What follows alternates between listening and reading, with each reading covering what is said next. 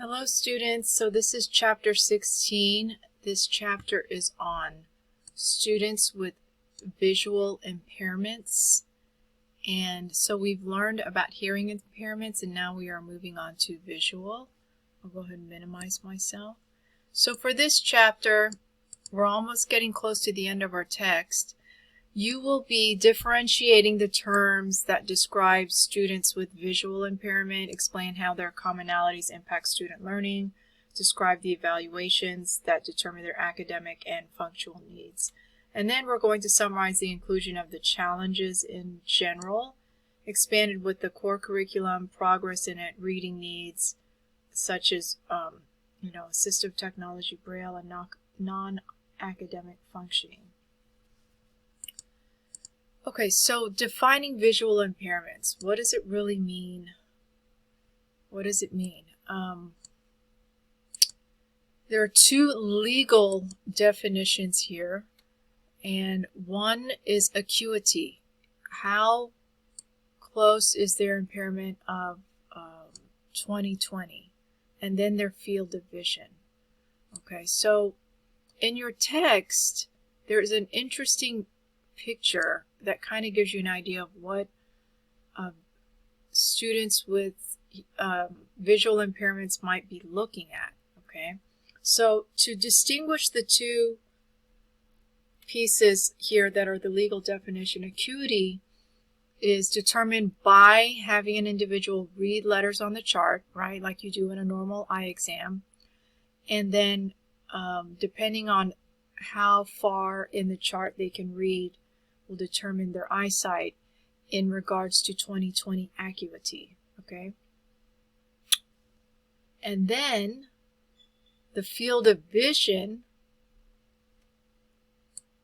is an area around them where they can visually detect when they're looking straight ahead, okay? Normal for field of vision is 160 degrees.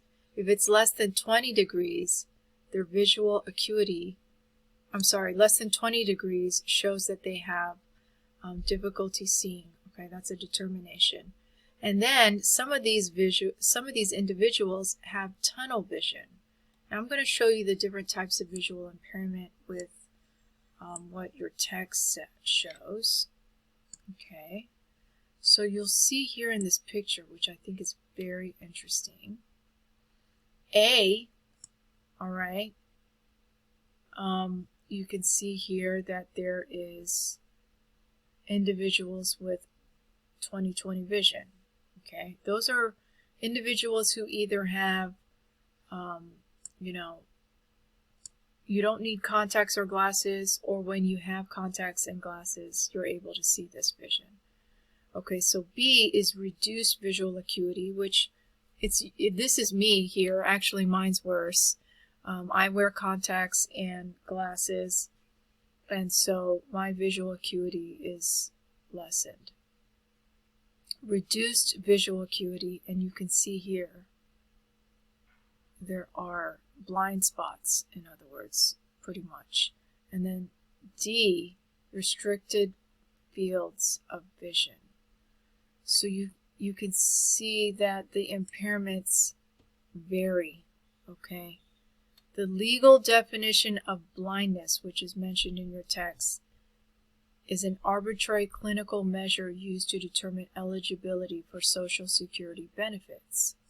Okay, so if you're not aware of Social Security benefits, it's basically money that's taken out of your paycheck and that's given to the government, and the government issues you some Social Security benefits when you retire. Okay, retirement age, usually between 65 and 70.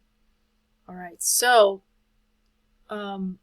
if you're considered legally blind, then you can get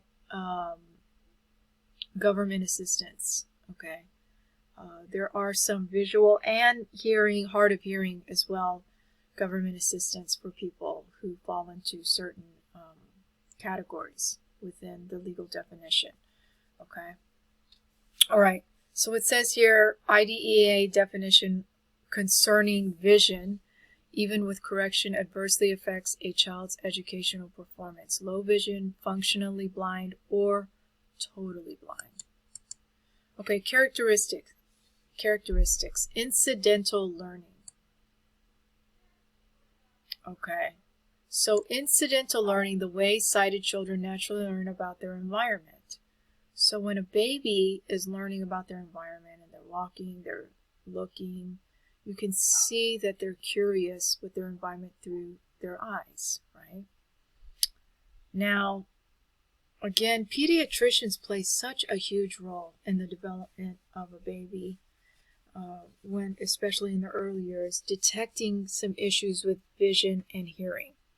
Okay, so lack of incidental learning skills can impact motor development, right? They may not be able to crawl or walk at a normal age. Language development, they can't read, because if they can't see, they won't be able to read, right? Cognitive and social skills. Now, once it's detected at an early age, again, this is dealing with healthcare, then services can be provided through the school district. You know, public schools provide these early interventions so that when they actually get to the kindergarten age, they will be able to adjust as best as possible, with it, as opposed to those who don't get those early interventions. Now, I am going to pause here and we're going to watch a video of someone with tunnel vision, what it might look like. Okay.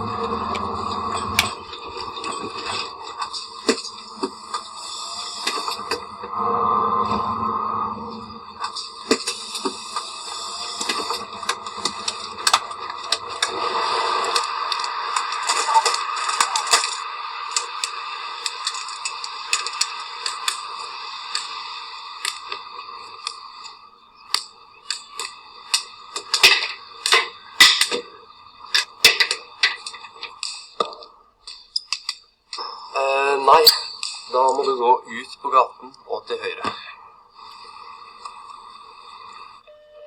Samme sender, hallo? Siamson og co.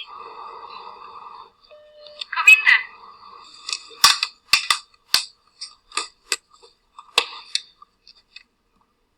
Stang inn til høyre, og så heis opp til vente.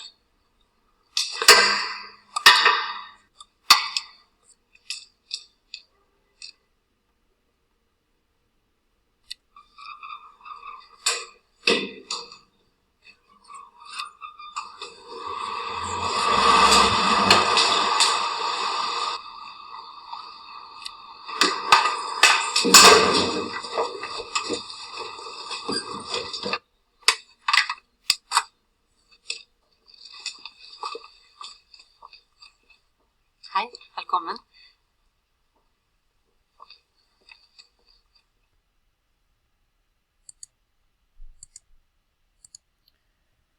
From that video, you'll get a really good idea of people who have tunnel vision, and that is an actual visual impairment.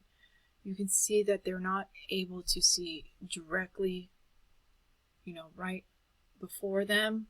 Let me go ahead and make myself bigger. Okay, they can't see really right close to them, and that they only have like a vision, a sight this much. So they're most likely going to have to look everywhere to find what they need to find, either writing up to be able to look closer and so on. And the person, we know that that video was obviously from a different country because they were speaking a different language, but they were walking with a cane to make sure they don't run into things. And I don't know if you saw that one car. I mean, you all saw that one car drive really close. They also have to be so careful hearing around them to make sure they don't get run over. Because that car didn't even look like they were watching out for somebody who might step in front of them. I thought that was, anyways, very scary situations that people with visual impairments can often deal with. So one thing though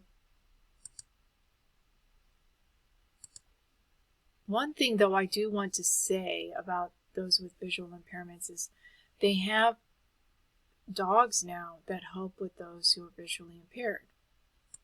So the characteristics basically here, the way sighted children naturally learn about their environment, okay, incidental learning, and then these particular individuals with vision impairments will have developmental issues concerning motor, language, cognitive, and social skills. But again, early intervention could prevent this. Limitations in range and variety of experiences, limitations in the ability to get around, and limitations in interactions with the environment. So you can see here that people with visual impairments will grow up understanding and accepting and recognizing these limitations. In other words, if they had their visual impairment since birth, they're going to understand that this is the way they are. In other words, they can't compare a life with visual impairment and a life without. Now, those who gradually get the visual impairment is where they will have some difficulty adjusting because of the fact that they can remember, right, what it's like to have full vision and then to be without. And that could be very frustrating. I do want to show you this video clip. If you have never watched this documentary, I highly suggest you watch it. We watched it with our children. It's so good. It's called The Pick of the Litter, and it is how a foundation basically trains a dog from birth to adulthood to be a dog for the blind. Okay,